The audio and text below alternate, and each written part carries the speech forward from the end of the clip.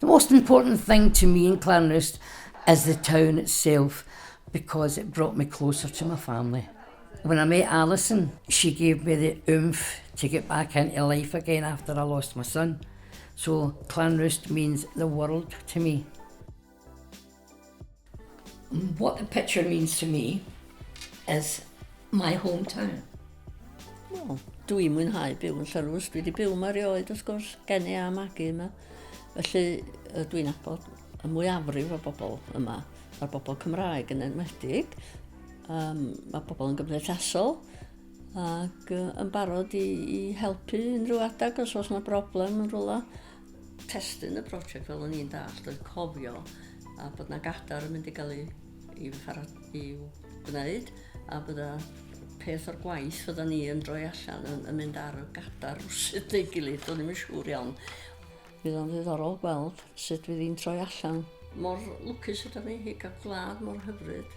Mae Cymru llawer iawn yn does o bethau hyfryd yng Nghymru. Ac i mi, bod cofio am y pethau yma yn bwysig iawn.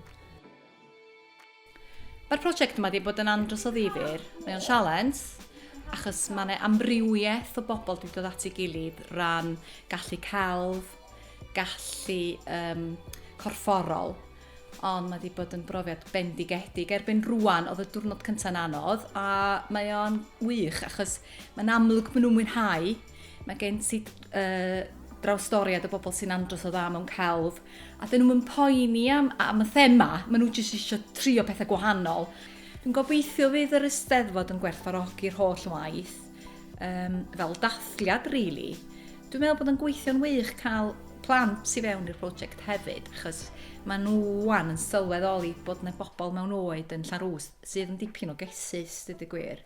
A falle fydden nhw'n yn fwy parod i siarad bod bobl hŷn a felly. Felly dwi'n gobeithio fydd yr gadar mynd o amgylch a bod hi'n cael ei defnyddio, ti'n gwybod? A pryd fydden nhw'n gweld y gadar wedi gorffen, fydd hwnna'n rhoi rhyw fath o buzz i'r bobl sydd wedi bod yn rhan o'r prosiect. Loneliness can be a great issue as you get older and can have serious effects on your health. At Cartrefi, we're committed to combating loneliness, and projects like this are a great way to get people out of their houses, to sit and chat to their friends and neighbours and bring the community together.